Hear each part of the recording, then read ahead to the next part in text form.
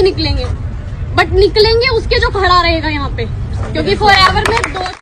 ऐसी एक वॉच मेरे पास है जो लिमिटेड एडिशन की, मैं बताने जा रहा था आरसीएम की ताकत में दिल्ली एयरपोर्ट पे था। बोर तो नहीं हो रहे?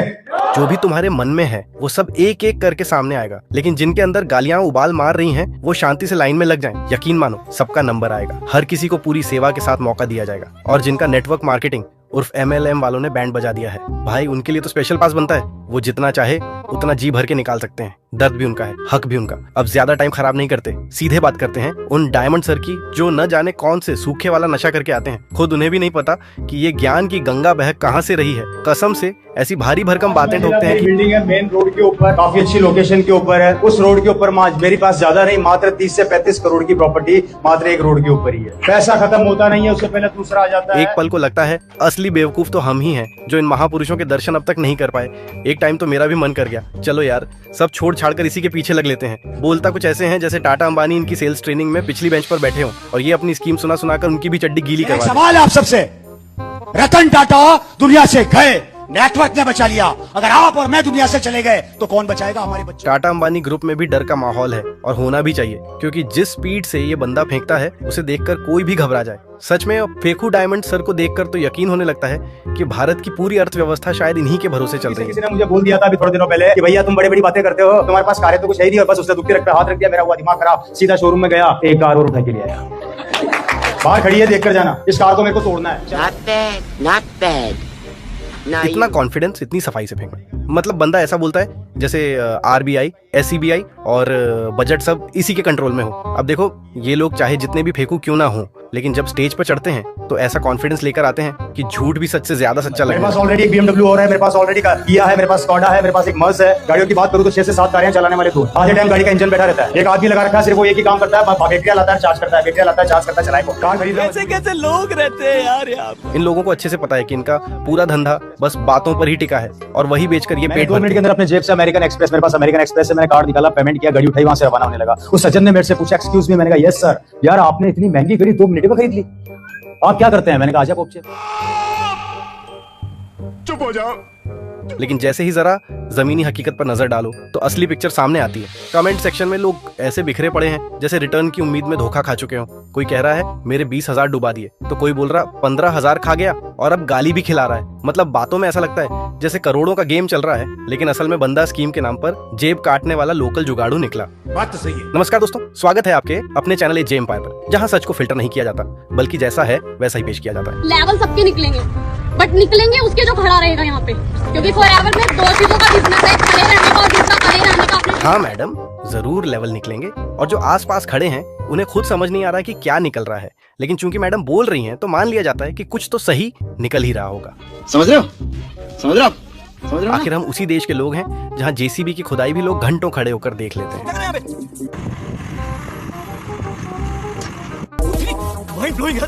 तो ये तो फिर भी एक लड़की है जो स्टेज पर गालिब की आत्मा को ही हिला देने वाली शायरी ठेल रही है।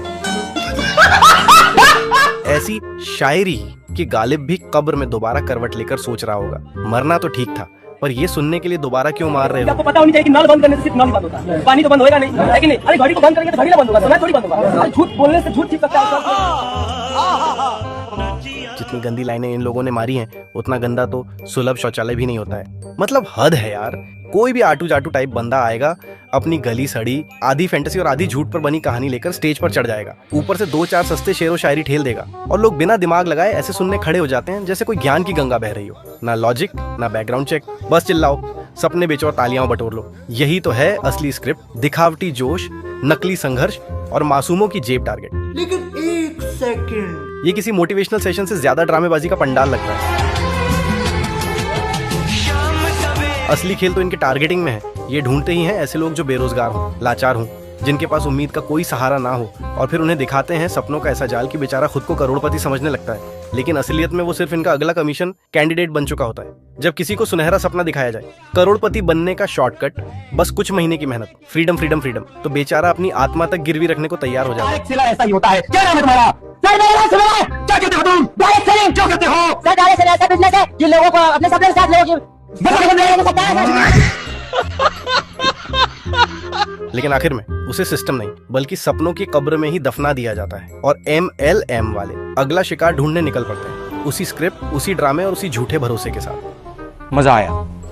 जिस अंदाज में ये MLM वाले चिल्लाते हैं, कभी कभी लगता है जैसे किसी ने गधा को साइलेंसर के बिना ही छोड़ दिया हो। आवाज थमने का नाम नहीं लेती और पूरा माहौल देखकर तो साफ समझ आ जाता है, यहाँ जिसने जितना जोर से चिल्लाया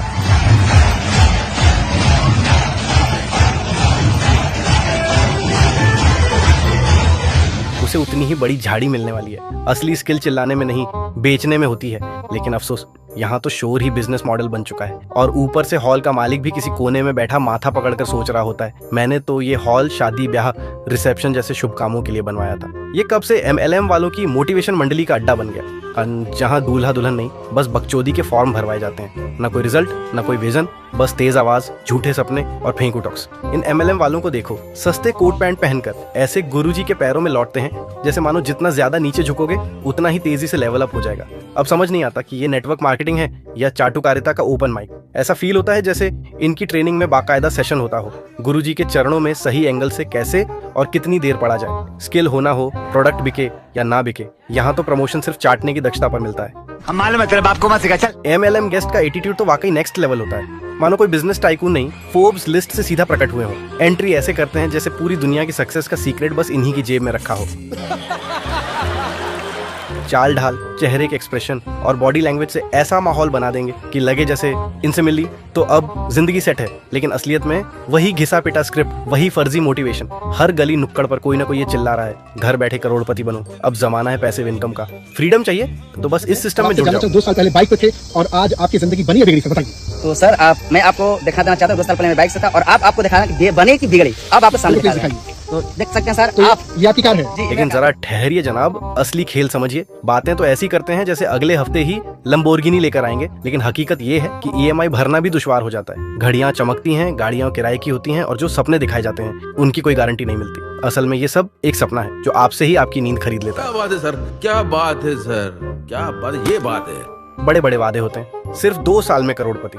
ना ऑफिस ना बॉस, बस फ्रीडम ही फ्रीडम। सच्चाई ये है कि इनके प्रोडक्ट इतने दमदार होते तो इन्हें गली गली घूमकर ये सर्कस लगाने की जरूरत ही नहीं पड़ती। अच्छा बिजनेस कभी चिल्लाकर नहीं, क्वालिटी से चलता है। और यहाँ तो बस माइक, मोटिवेशन और मायाजाल है। आप खुद से ही पूछते हैं मैं यहाँ क्या कर रहा हूँ, अपलाइन कहते हैं। फोकस नहीं है, माइंडसेट नहीं है। लेकिन सवाल ये नहीं कि आप में कमी है, सवाल ये है कि क्या सिस्टम ही पारदर्शी है। कंपनियां हर बार नियम बदलती हैं, कमीशन प्लान अपडेट होते हैं और हर बदलाव का नुकसान नीचे वाले को झेलना पड़ता है। MLM की सबसे बड़ी विडंबना ये है कि लोग मेहनत तो बहुत करते हैं लेकिन उन्हें पता नहीं होता कि असली खेल कहाँ हो रहा है। जब आप लोगों को जोड़ने के चक्कर में पड़ जाते हैं तो असल ग्राहक गायब हो जाता है